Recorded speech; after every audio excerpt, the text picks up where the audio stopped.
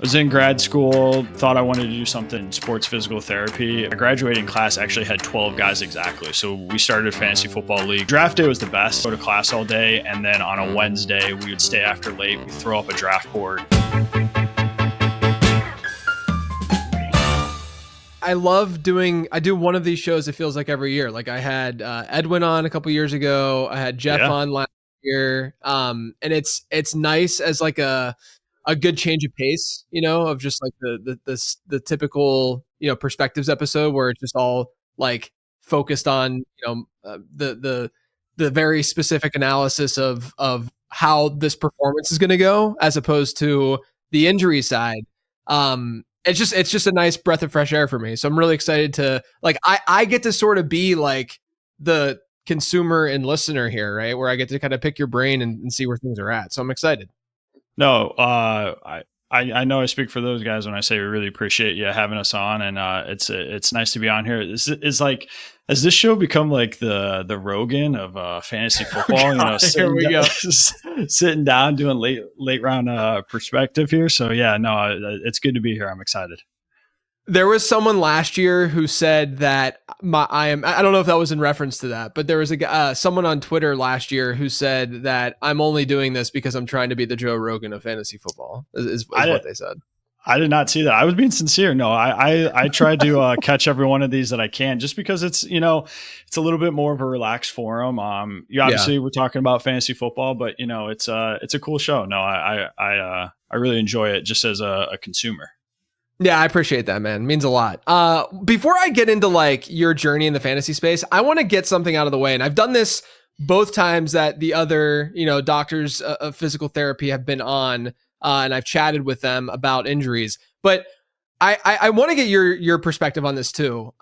But it feels like the way people react to people like yourself on social media is way too harsh. And I mean that from the standpoint of, you'll hear someone say, well, this Twitter doc said this thing, and someone, an analyst or someone will respond, oh, they don't know what they're talking about. And to me, my standpoint on it, and I'd love to hear your thoughts on this, but my stance on it is, how is this really that much different than anyone else who's forecasting and prognosticating and thinking about what's going to happen in the future? I don't see how it's any different as me as a fantasy analyst sitting here projecting, which rookie is going to be good, or, which wide receiver is going to see a 25% target share. I'm projecting as well. It's no different. You're just projecting a different kind of thing, right? I'm doing it with the production side, and you're doing it with the injury side. No one is claiming to be 100% correct. And like you're guiding us in the right direction. Is that sort of the way that you view this too? Yeah. I mean, I'll say two parts to your question. Like, I literally had this conversation. I don't know if conversation's the way to describe it on social media, but it's someone was saying, oh, I was giving projections in terms of return to play timelines. And someone's like, well, I'd rather there not be any guesswork involved in it. And I was like, are you new to fantasy football? That's all this is. None of us are sitting in the team meetings with the Washington Commanders and being like, oh, Jacory Crosby-Merritt is going to get 22 touches this week. Right. It's all guesswork. That's all we're doing. We're just trying to, as best as we can, use our knowledge to give you the best idea. And then, the second part, I've tried to be better at this. I think everyone could get better at it. I try to stay off of social media. I'm very much a post and like ghost kind of guy. Like, I put it out there, I don't read the comments. It's just not worth my time and energy to get worked up or go back and forth with people. I get sucked in sometimes, but most of the time I'm pretty much a post and ghost guy. Yeah. It definitely gets to that point. I'm mostly a post, and I'll jab back at trolls and just have fun with it kind of person at this point. Because you can't take it too seriously. Then every once in a while you get into it and you go back and forth with someone, as you noted. But yeah, I don't know, man. It just seems so weird to me that the Twitter docs are the ones that are the direct. Look, fantasy analysts get destroyed too. Don't get me wrong, but like, it seems like there's a disproportionate amount of hate that the Twitter docs get when you guys are out there using probability, using information and data to help make more sound decisions the exact same way we would be doing that. So I wanted to start with that because anyone going into this show and listening to us have this back and forth, I think having that perspective is very important, that no one is coming on and saying, I know exactly what's going on within these teams. I'm talking to Chris Godwin directly, talking about how his ankle's feeling or whatever's going on with him. And I know exactly, no, we're just using the information that we have to make the most sound decisions that we can make. Sure. I do want to throw your way though, as I do with every Perspectives guest. Tell me about your journey. Like, how the heck are you doing this in the fantasy football space, given your background? Yeah, I mean, I think like most people, we just have a unhealthy obsession with fantasy football, and for most of us, it was consuming fantasy content and then realizing where maybe there was a gap or there was a void in the space, and finding a way to contribute. So honestly, I've been very fortunate that I've worked with great people along the way that have really helped me to kind of improve as a fantasy analyst and put my content out there. I actually started with the Undroppables like right before COVID happened. And I always mention them first because Chalk 101 Nick, who is kind of spearheads that company. I mean, I think he does a great job just giving people a platform to talk about what they want to talk about and help promote it. It helped me a lot, just kind of, I don't know if this is the best, just fine tune my craft a little bit and get my feet wet in the space. And I was fortunate enough to kind of parlay that into a part-time kind of position at 4for4, where I did some staff work for them. And then, just through networking, I knew Dave Kluge behind the scenes, and we had talked a lot. And when an opportunity opened up at Footballguys for some fantasy football content in the injury space, because they just had Gene Bramall wanting to take a step back a little bit, I was fortunate enough that he was really pushing my name to Joe, and I was able to have a meeting with Joe, and it went well. And that's just kind of where I got here. But it's been some hard work. I would admit, if I didn't say that, like it's a lot of luck too. It's a lot of networking. It's a lot of kind of who So I feel very fortunate to be where I'm at now with Footballguys. And I just feel like that's important to acknowledge too. Yeah, for sure. I mean, did you, when you went out to do what you do, and you get like, you obviously have to get extra education and you're in school for a long time. And did you have fantasy football as like a top of mind, I'm going to do this on the side thing, or did it just kind of like, you're just like, I'm a degenerate for this stuff, so why not just kind of go in that direction too? Yeah, no, more of the latter. I was in grad school, thought I wanted to do something in sports physical therapy. My graduating class actually had 12 guys exactly. So we started a fantasy football league with just the guys in our grad school class.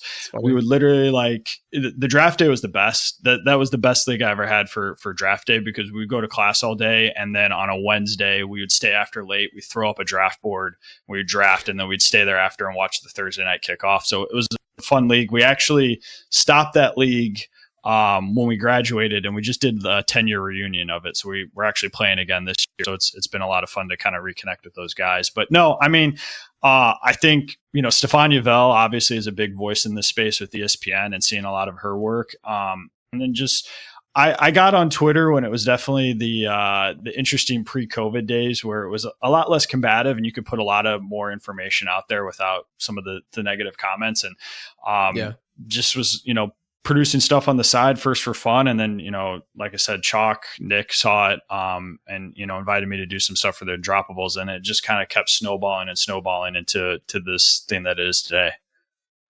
Yeah, that's awesome. One question I want to ask every doc that comes on is about injury proneness, because, we seem to see certain players get hurt every year, but at the same time, me and my numbers driven brain, I'm like, okay, but like that's like 2 injuries in 3 years or 3 injuries in 3 years, and that's not necessarily like a massive sample size. So my question to you is, like, are you a believer that injury proneness is a real thing? And then sort of as a follow of that, up of that, is there any examples of it being real or not being real? And you think that, like, there are instances where people look at it backwards and they think that a player is injury prone and he's not, all that kind of stuff.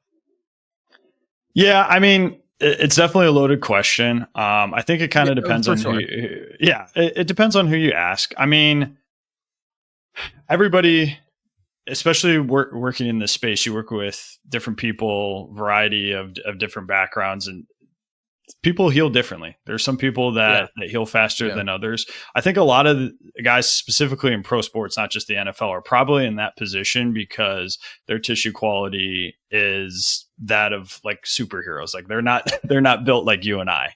And that's pretty obvious to most people, but that affects with recovery times and just tissue quality. So I think yes and no. I hate answering it that way and sitting on the fence like that. I mean, something I've tried specifically to look at, kind of spinning off of that, is just looking at recovery timelines, player to player specific. And I found some interesting trends in terms of like what's expected by that position. So like, let's say for wide receivers, if the expected recovery timeline is 2 to 3 weeks, what wide receivers undershoot that timeline, overshoot their timeline. Obviously there's a lot of variety of stuff that goes into that, but it's given me some interesting players to look at. So when we look at just like recovery timelines, some players that stick out at positions for wide receivers, like guys that struggle with it, Michael Thomas, Paris Campbell, Chris Olave gets a knock for some of the concussion history and recurrent concussion stuff. But those are some guys that at the wide receiver position stood out in terms of like undershooting injury timelines, dealing with maybe even difficult injuries, or not taking as long to recover from specific injuries. Guys that stuck out wide receiver position, Amon-Ra St. Brown, Calvin Ridley, actually, which might surprise some people, but just looking at return to play timelines. And then at the running back position, briefly here, shouldn't shock anybody, Christian McCaffrey, somebody that takes a while to recover. AJ Dillon, good at the position. Bucky Irving, Josh Jacobs, Saquon Barkley, just to give guys a couple examples. But those are some things that I've just tried to look at. Just, if I know an average return to play timeline based on some of the data that I've collected over the years, what players are better at undershooting that or overshooting that is something I found interesting.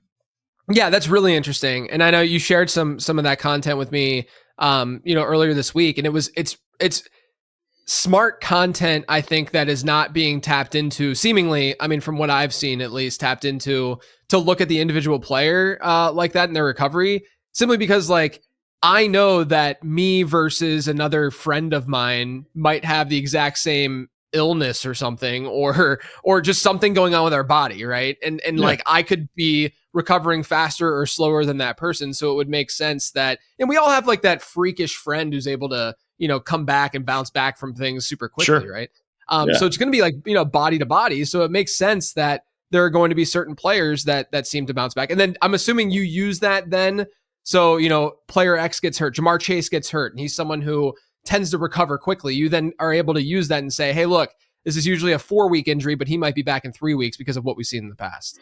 That's exactly it. It's just to, give some of our subscribers at Footballguys maybe a little bit of an edge. And, it's small sample size, but everything in fantasy football is a pretty small sample size. I mean, look at what we're doing with AJ Brown versus, Ja'Cory Krosky-Merritt in our fantasy leagues right now, based on a 5-game sample size.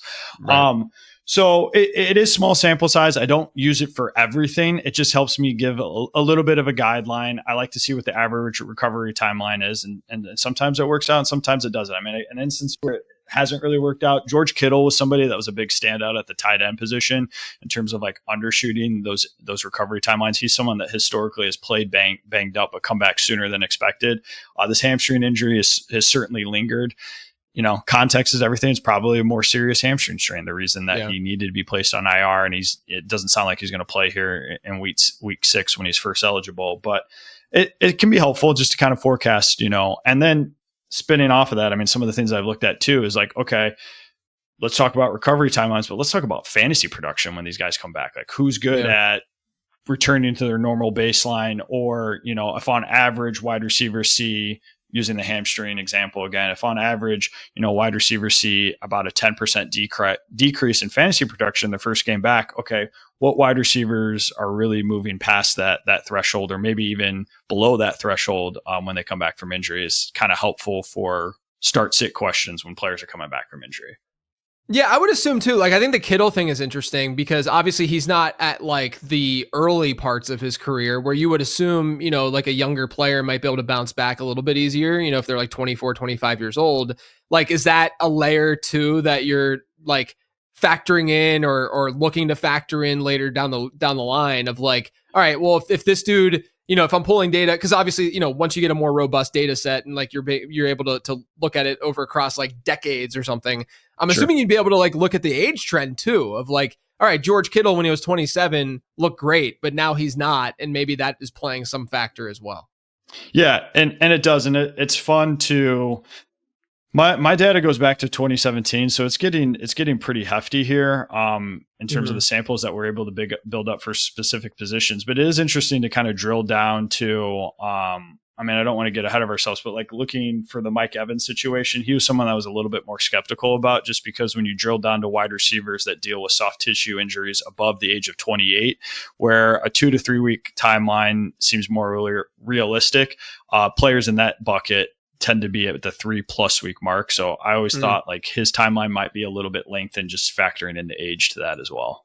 Yeah, super interesting. I mean, you mentioned too that there's certain injuries that you can look at the fantasy production of that injury and say, all right, when wide receivers have a hamstring, this is what happens to their fantasy production, and this is the recurrence rate of that injury. Typically, if it's a low risk or a high risk recurrence.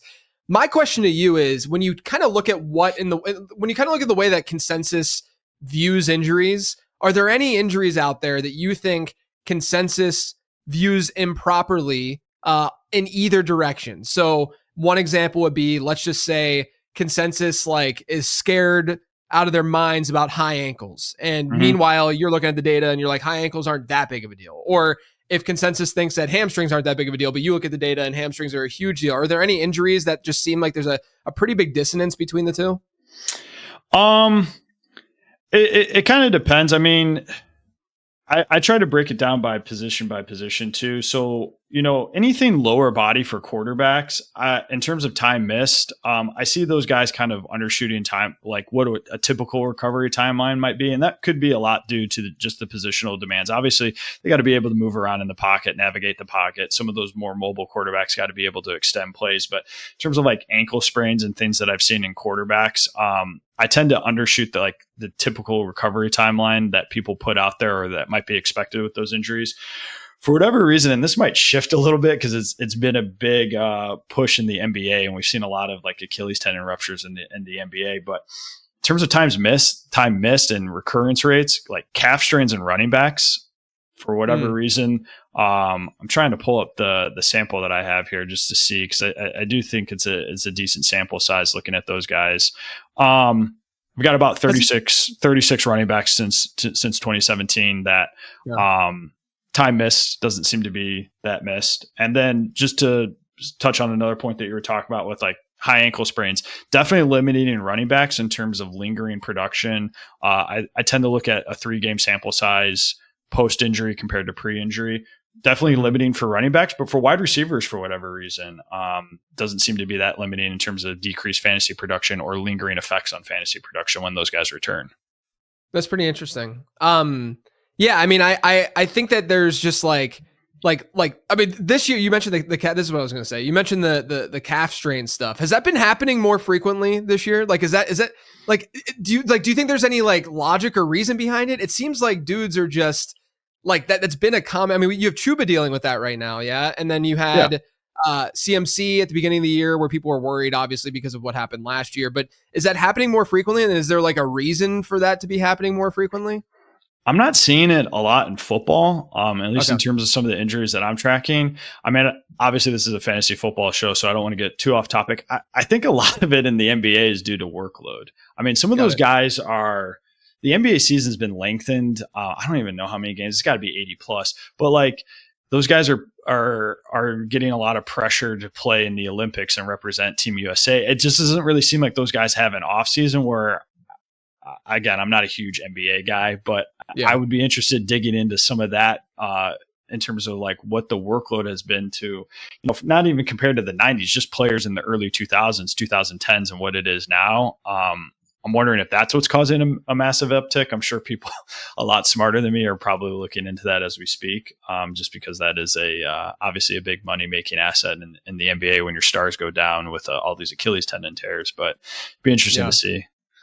Has your data, like, and this is something that is just, I'm just thinking about right now with you saying that your data set is going back to 2017. Have you, in that short period of time, relatively short, I'm just saying, like, compared to, like, the 90s or something, but even in that period of time, have you seen any sort of difference in the recovery of certain injuries? Like, are you seeing medicine and just like science be able to allow these players to bounce back even when dating back to as soon as 2017?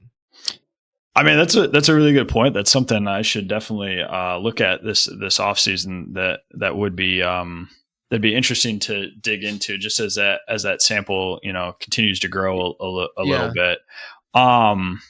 No, I mean that's an interesting point. It's not so specific to this, but it was just like looking at, in terms of just injury rates by position. That's something I also looked at. I think that was why a big push for the zero RB movement was just because of positional volatility with running backs. Like, last year was definitely an outlier, and I don't know if that has to go into like managed workloads or guys, the workhorse running back seem to be maybe a thing of the past, or talking with some people, maybe linebackers being smaller has factored into that. Yep. Obviously, speed at the linebacker position has been really important, but typically the running back position has been a position of volatility where you're less likely to play a full game sample. And when we just looked at last year's sample compared to 2017 to 2023, it was drastically different at the running back position specifically. Yeah, I know. I mean, look, I was someone who was on here, on the podcast and on shows, just being like, this seems like this is not like the norm, right? Like, I mean, you can look back and just look at like the top 24, top 30 running backs by ADP last year. And we really didn't, like, the biggest injury was like Isaiah Pacheco for the most part. And most guys were able to play 14 plus games. And it was the healthiest from a games played perspective that we had ever seen the running back position. And that really just elevated all of those guys, because the RB2s in fantasy football had the best season that we've literally ever seen, at least in recent history. And I think the injury stuff really had a reason to do that, a strong reason to do with that. And I mean, right now we're already seeing, correct me if I'm wrong, we're already seeing running back injuries at a much higher clip this year than we did last year.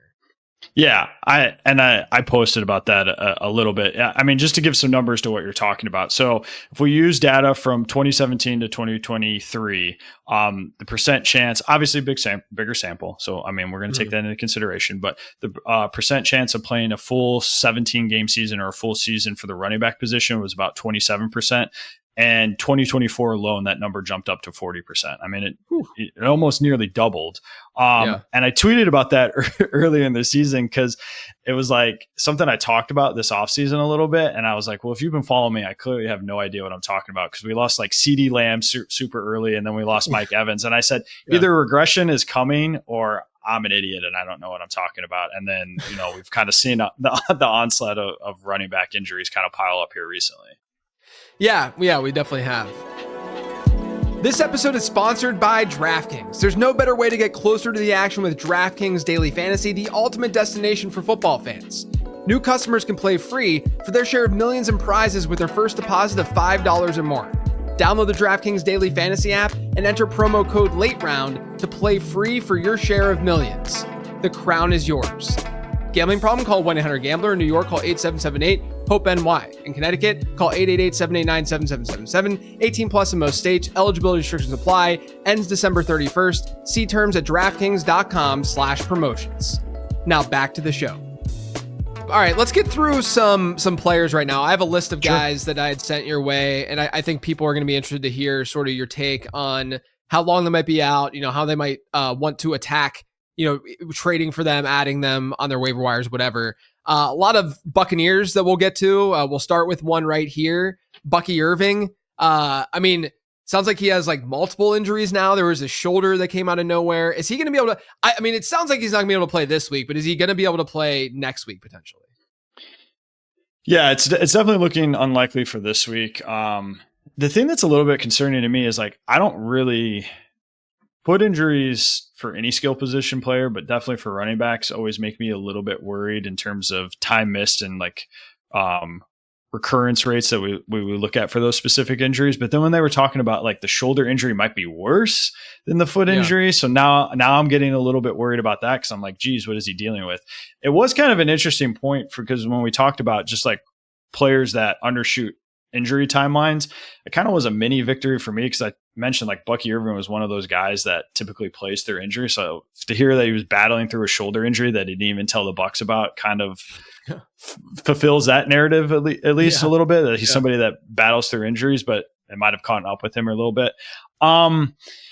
Without knowing the specifics of the shoulder, it's a big unknown. I really don't think so that he'll be able to return in week 7. I mean, we do this a lot too with injuries. We start to map out when these guys bye weeks come up. So just factoring in like what you would think for like a foot injury or a midfoot sprain, and then you tack on another injury on top of that. I think it probably does make a lot of sense for Tampa Bay to hold him out until after the bye week in week 9.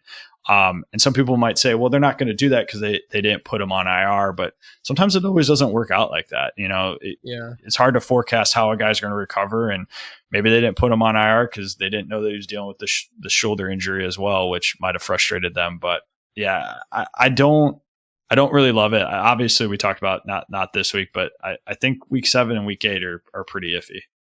Man, I mean, that's sad for me to hear. I need some Bucky love, but I get it. I mean, it makes sense. Brock Bowers, this one's been bizarre. It seems like he just rushed it back too quick, or they allowed him to rush it back. Like, he feels like one of those dudes, one of those players who's just like, no, get me on the field. I don't care. Just throw me on the field. And then the team's like, okay, sure, we'll do it. And it was just seems like a terrible idea. So what's the timeline look for him? And in turn, I mean, like, this could make Michael Mayer at least somewhat relevant as Brock Bowers is sidelined. Yeah, and it sounds like Michael Mayer is on track to play this week. He was dealing with with concussion. It's tough because there's not a huge, and we got confirmation on Brock Bowers. There was a lot of speculation that he was dealing with a PCL sprain, and then Adam Schefter actually tweeted out that was the injury. So it was nice to get a little confirmation. That obviously makes our sample a little bit smaller. You know, looking at knee injuries for that tight end position, most players missed from anywhere between 0 to 3 weeks, which was a wider gap. But I think it would make sense to give Brock Bowers some time to rest and some time to recover. I wrote this for our Footballguys subscribers earlier last week, where I said, you know, PCL sprains are relatively rare amongst fantasy football players, but we do have some recent examples of players in 2024, both Puka Nacua and Dalton Kincaid dealt with these injuries. Examining their 3-game samples post-injury, Nakua's fantasy points dropped by 30% compared to his healthy baseline, while Kincaid experienced a 17% decline. Nakua managed top 12 wide receiver finishes between week 10 to 17, but failed to crack the top 15 every other week. Kincaid never posted a top 12 finish at the tight end position after his injury. So I think this was going to be something that for Bowers, if he continues to play through this, was going to be really hard for him to manage. And it was putting fantasy managers in a bind because you're not going to bench Brock Bowers. There's no way that you would be in a position to really do that using the high draft capital that you did. This is probably for the best to let him recover for a little bit. It wouldn't be surprising to see kind of a 2 to 3 week absence for him to give him some time to heal. The big injury that happened this past week that was probably the most brutal for me, my brand, and my teams personally was Omarion Hampton. You know, we see Hampton. I mean, look, when it happened, the reaction didn't seem very harsh because it seemed like he was like trying to get back on the field and like test out what was going on, and then all of a sudden he's on IR. So, is this IR stint going to be a true 4-week IR stint? And then beyond that, is there going to be some, decline in production potential when he comes back? So this is one of those that we talked about a little bit earlier, where we're definitely going to have to use some forecasting and projection into this because they haven't really told us a lot more than just ankle injury. And if you followed John Harbaugh, that's probably all we're going to get from him in terms of the specifics of this injury. So we got to do a lot of guesswork and some detective work here.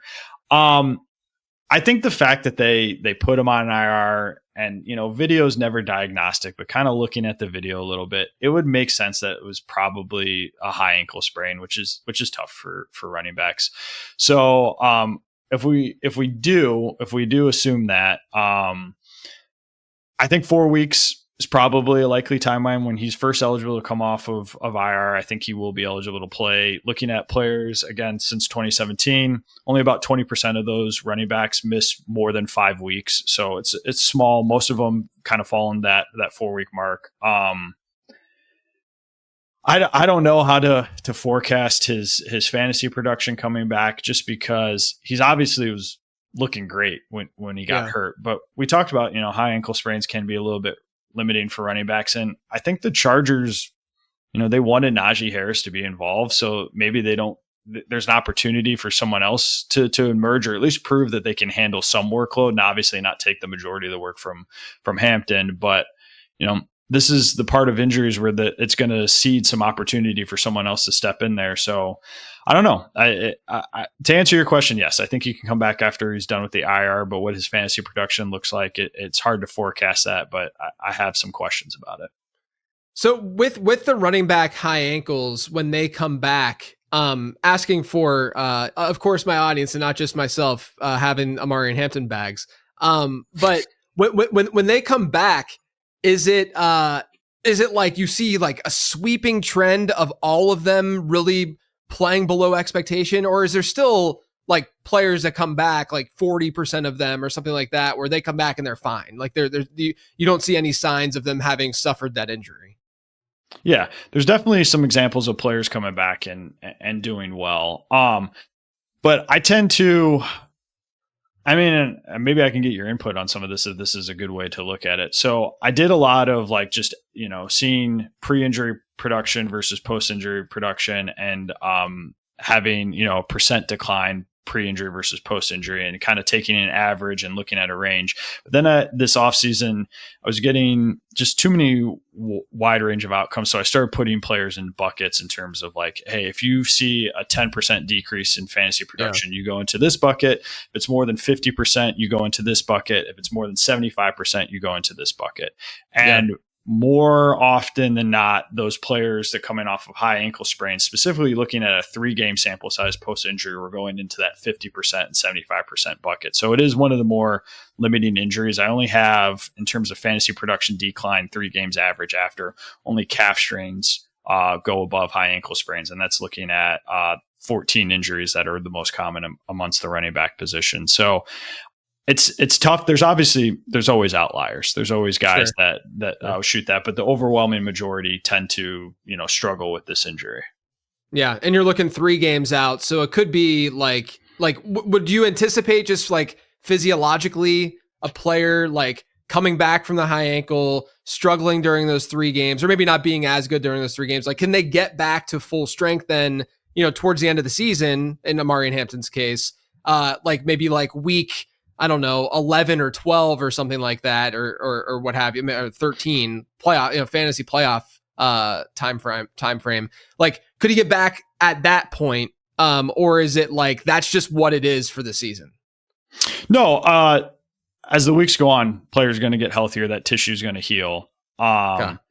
It's an arbitrary cutoff. It definitely is. It's just just trying to find, because if you use pre-injury production versus post-injury production, well, if a guy had an injury week 4 versus a guy that had an injury week 12, it's just going to skew that data off. So I had to choose like an arbitrary cutoff on that, of just kind of saying like, hey, what does a trend look like? And we kind of look at the season in fourths at this point, where, the first half of the season or first quarter of the season is kind of already passed at this point for where we're at.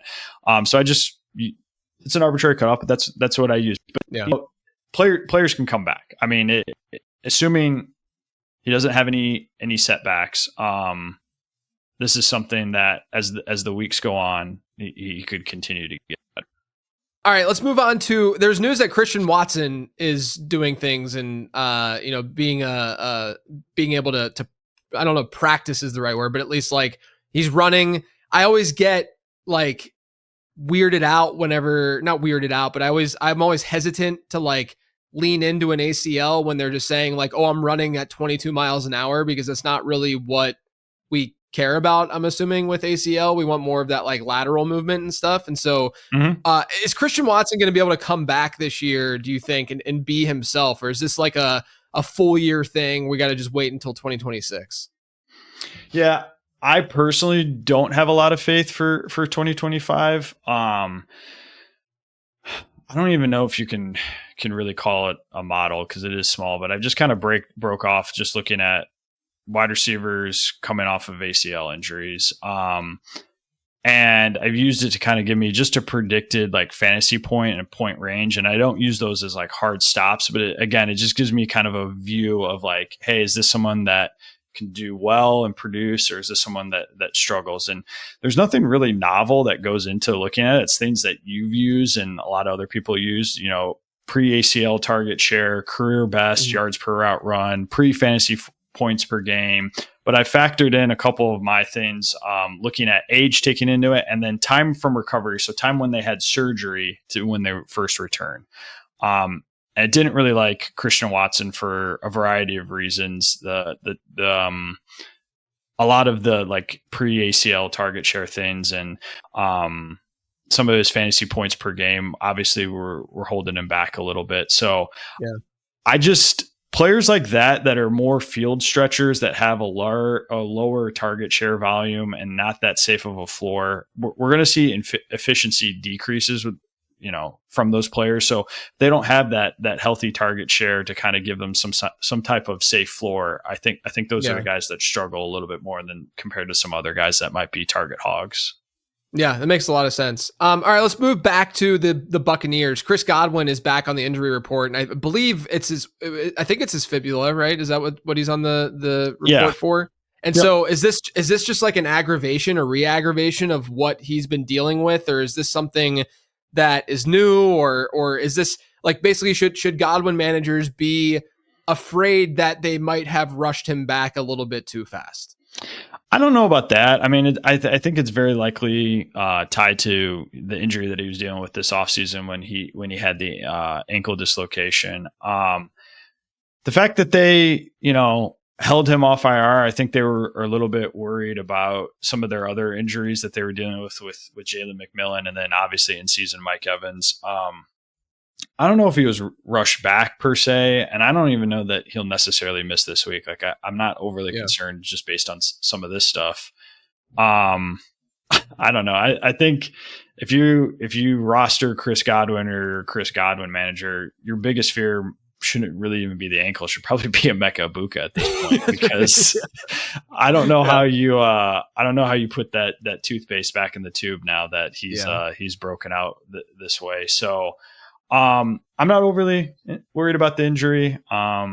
It's likely, those veterans tend to get those veteran rest days where they give them some additional time just to kind of heal up throughout the week. And then what about Mike Evans? I know you touched on it like briefly, but how many more weeks do you think he'll be out? I projected him to return in week 6, and it doesn't seem like that is going to happen, but I think he would be close. So if you made me pick today, like week 7 feels like a safe return to timeline, just based on average time for wide receivers and then looking at guys that are a little bit older.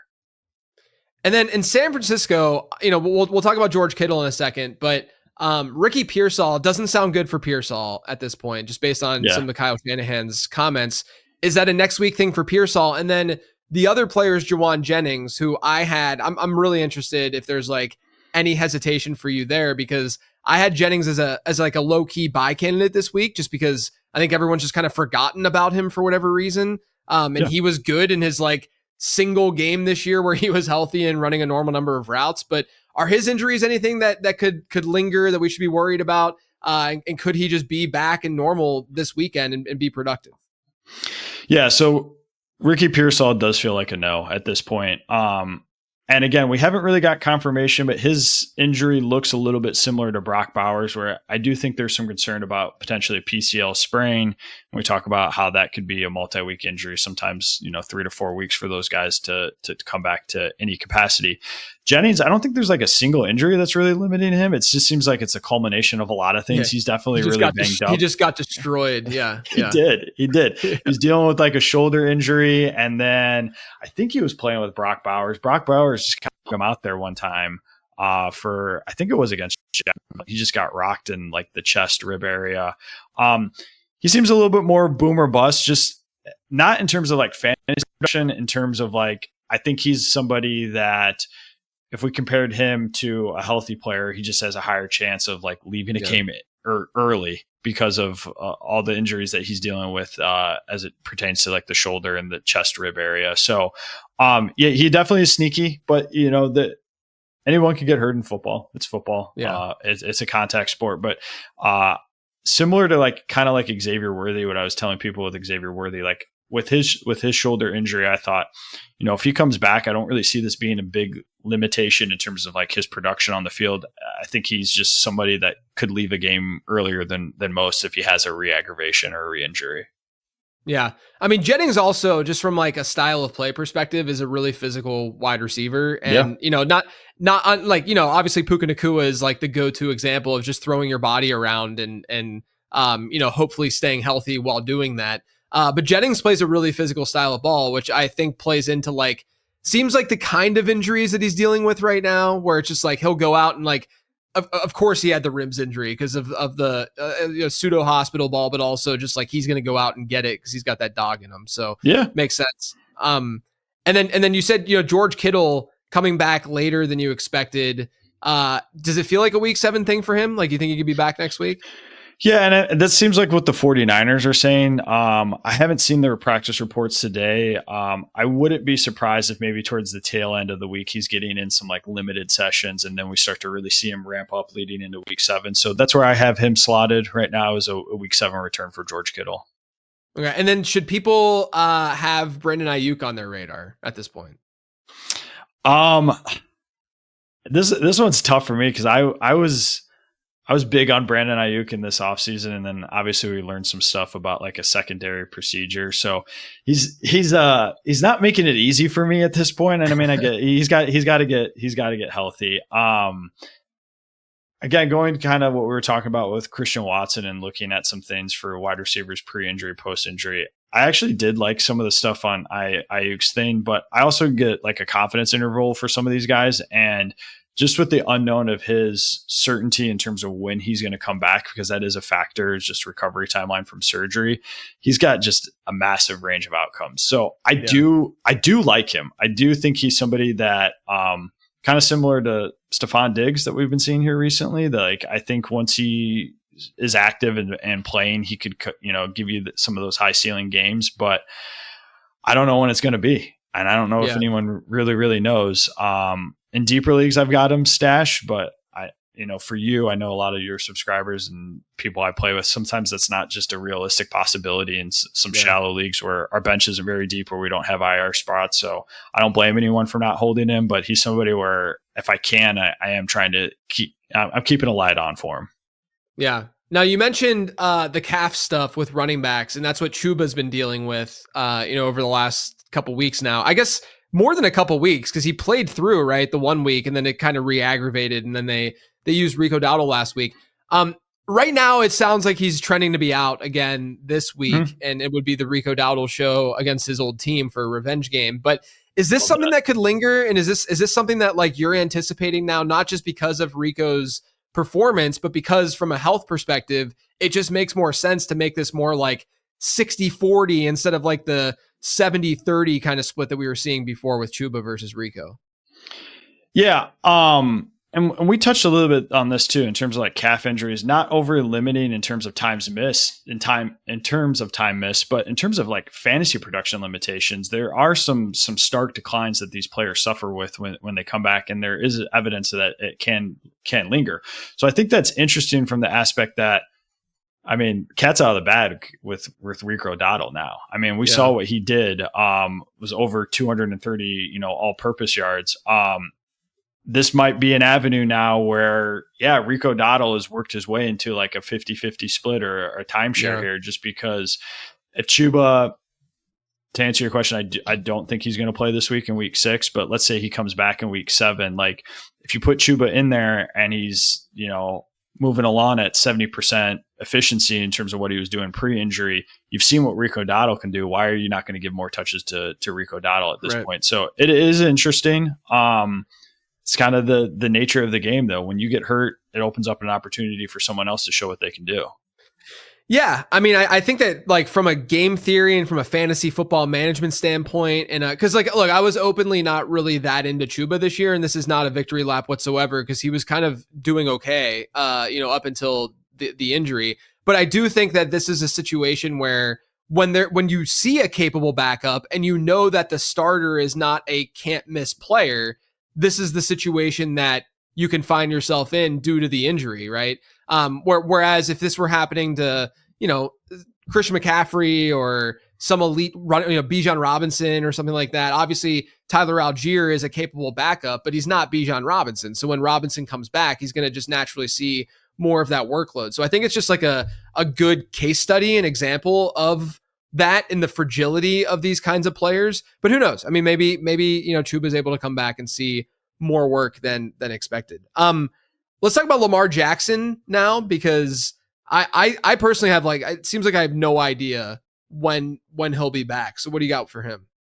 Yeah. For quarterbacks, hamstring injury tends to be a multi-week injury, especially for a guy that's as mobile as Lamar Jackson. Just kind of looking at some of his things specifically, he's been a little banged up in his career, but he has been somebody that did well with injury. That I definitely did undershoot his recovery timeline. I told people I thought there was a chance he could even play in week 5. Obviously that didn't come to fruition, and it's not really looking like he's got a good shot to play this week. This is another one of those circumstances where you look at bye weeks, and I think it could make sense to keep Lamar, but the Ravens are going to keep Lamar out. I should say the Ravens are going to be in a tough spot. I mean, if Cooper Rush plays this week, they're about to be 1-5. And I had Lamar in some leagues, and it just makes me a little bit nervous. At what point do the Ravens, are they just like, this isn't even making any sense to play Lamar at this point? If he's gets another injury or he suffers a setback with his hamstring injury, why have him battle through a pair of injuries? So I'm a little bit worried. But to circling back, I think week 8 probably makes the most sense in terms of when he's able to return. And then another player who I've had a really hard time wrapping my head around his return, especially in like my rest of season rankings and stuff, where I'm trying to project, how long these guys might be out for, is Terry McLaurin. Because it seemed like even a couple of weeks ago he might have been fine, and then all of a sudden it's like, nope, not practicing. And then again this week, like I saw a report literally like an hour ago that said that he's probably not going to be able to play this week. So do you think McLaurin's going to be back soon? Yeah. Of all the ones that we've really discussed, this is the one I really do not like this situation, just in the sense of, I don't even think we're getting like a clear label to the injury. They're calling it quad, but he was seeing like a couple different specialists, and they were looking at like groin, and is this like a core injury? Like, I think there's potential that this might be like a sports hernia. Again, I don't have any inside knowledge. I'm just reading between, some things, and sports hernia sounds a little bit more serious than it is. It's kind of like a core injury, but they're difficult to manage. They can be painful. And then, if we just filter out wide receiver core injuries, oblique injuries, those tend to be the most limiting in terms of time missed and fantasy production for that position. So I'm not really getting great vibes on Terry McLaurin. I'm certainly worried about this situation. He's, based when I started hearing some of those things about what he was doing and the specialists he was seeing and kind of the labels they were putting on his injury, I stashed Luke McCaffrey in a couple spots just because I really have long-term concerns about Terry McLaurin's availability. Yeah. Noah Brown could be back this week too. And that could be another player who absolutely could, see a little bit of work. That's sad though, with the McLaurin stuff. Cause it just, what a bizarre sort of like time frame and reporting and all that with him, just cause it seemed like it could have just been like a 1 week thing at first. And then it's just been lingering. Let's talk about CeeDee Lamb. Could he be back next week? Yeah, I actually, to flip it here, this is something that could be a little bit more promising for people. It sounds like I don't really think he's going to play this week, but he's been practicing out there, and I do feel like week 7 is like a realistic shot for him. That would kind of undershoot the timeline a little bit, but it's not like so far underneath. Typically, this is kind of like a 4-week injury with high ankle sprains for wide receivers. So, and we talked a little bit earlier too about how a lot of the data pointed to high ankle sprains not being as limiting for wide receivers compared to running backs. So I'm definitely optimistic about CeeDee Lamb. I don't think this week it happens, but the fact that he's practicing, I think bodes well for next week. All right. I want to end this going player by player by talking about a couple of Vikings. You have Aaron Jones, who, from my perspective as an analyst of the game, I think they've been missing that piece a little bit in that backfield, that receiving piece and that ability from Aaron Jones. Not to say that Jordan Mason's been bad. I just, I think Aaron Jones is much more dynamic as a pass catcher. So I'm curious when you think he could be back. And then JJ McCarthy, Carson Wentz has, I guess, kind of gotten it done, like been fine enough, but there's been a lot of boneheaded mistakes as well, with him under center. We can argue all day, we as in me and the audience or whomever, if JJ McCarthy is an obvious upgrade at this point, given how he was performing. But sure, as long as he's healthy, let's just assume that he would be starting. And so when do you think both these guys could be back for Minnesota? So I think Aaron Jones will be eligible when he first comes off of IR, which would be week 7, because if I'm not mistaken, I think the Vikings have a bye in week 6. Yeah, they do. Yep. So yeah, they're on bye this week. So I think he could be back next week then at week 7 when he's first eligible. He had been dealing with a couple of hamstring injuries the last couple of years that are continuing to pop up. So whereas, most skill position players might be able to get back from that type of injury in 2 weeks, I do think his injury history could have factored into why they just selected to play it a little bit safe with him at the beginning of the season, shut him down for 4 weeks and get him back. Yeah. And then JJ McCarthy, I think looking at, high ankle sprains for quarterbacks, talked about how high ankle sprain can typically be about a 4-week injury in the NFL. With that week 6 bye, I think it just created kind of a natural 4-week thing where they didn't need to put him on IR from when he had his injury. And I do think he has a realistic expectation to return in week 7 as well against the Eagles. Awesome. It's good to hear. We need some, we need a healthier Vikings offense so we can feel better about that offense in general from a fantasy perspective. So that's good. Absolutely. All right. So that's it for the injuries. Before I let you go, been doing this with every guest this season. I do it most seasons, but I think I'll just continue to do it. Give me a bold prediction for here in week 6. I mean, I got to go on brand, right? I got to talk about somebody that's been injured or was injured this offseason. I touched on him a little bit, but we're gonna go to Stephon Diggs. We're gonna go to New England. Last 2 weeks, 91, 102 air yards respectively. Starting to see a little bit of red zone targets the last 2 weeks. All offseason, people talked about, Drake May being a guy. And if you were going to invest in Drake May, you had to invest in one of those passing options. It was Booty for a little bit. Pop Douglas hasn't really given us much. We've seen Drake May be a top 10 quarterback 3 out of the last 5 weeks.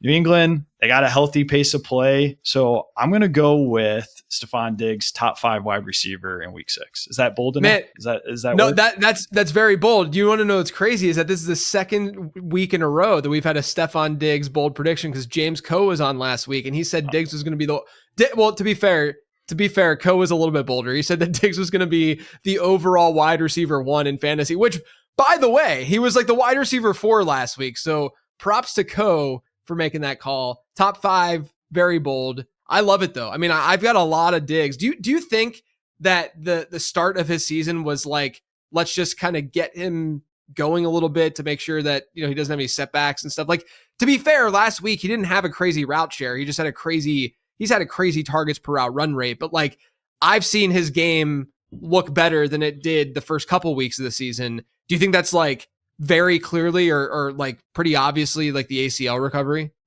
Yeah. And I was I was getting a little bit nervous because I have a lot of Diggs bags, and I think a lot of it was just like, if you look at the snap share trend, like they just didn't have him out there a ton running a bunch of routes.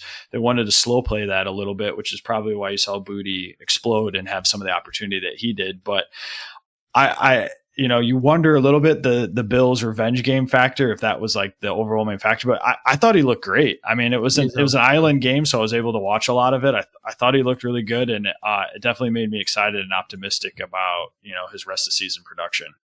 Yeah, I mean, I think that he could very realistically be a wide receiver too, rest of season. Like just that kind of production. Not to say that that's much with the way wide receivers are performing this year, but I do think, and like you said, that New England New Orleans game is pretty interesting this weekend. You mentioned New England's pace. New Orleans plays at the fastest pace in the league, so you could see they have one of the best pace scores for me matchup wise this weekend. So love the call of Stefon Diggs. I love this conversation, man. I think that it's really important for people to hear from folks like you, from the quote unquote Twitter docs, and your perspective on this stuff, to know that like you're coming at it from a very humble place, and you're not out there saying like, I know what's going on exactly based on, watching this stuff on TV. You're just reacting like we are to this stuff, and just trying to use as much information and give us the best educated guess as you possibly can give. So I really appreciate the time. Let everyone know where they can find you and what you'll be working on. Yeah, I appreciate, again, thank you so much for having me. This has been a lot of fun. Can't thank you enough. People can find me on X occasionally, at the real Adam _H. If you want to interact, maybe if I'm in a good mood, you might catch me on there, giving a little banter. But they can find my content exclusively over at Footballguys, footballguys.com. Every Monday, I have an injury article that comes out, recaps the injuries that happened that past weekend. I have another article that comes out every Saturday morning around noon, just giving us a forecast of players that I expect to play or not expect to play based on the practice reports, and then maybe what that fantasy production looks like on some of the based on some of the data that I accumulated. And then every Sunday morning live, Joey Wright, Jeff Bell, and Colton and I sit down, we answer start-sit questions. I go over a little bit of injury content. So if people are looking to find me, they can go to Footballguys, and I'll be around. Yeah, great people over there. I love everyone at Footballguys. Absolutely. I love Joe, love Joey, love Jeff, love Dave. All just a great Sig, of course. Just love the whole crew. So definitely check out everything going on over at Footballguys. Obviously, check out my work over on lateround.com. Make sure you subscribe to both the podcast and this show that you can find on YouTube, youtube.com/@lateroundff. Appreciate everyone for tuning in. Man, I kind of just screwed that up. I should have just ended like this. Thanks for tuning in.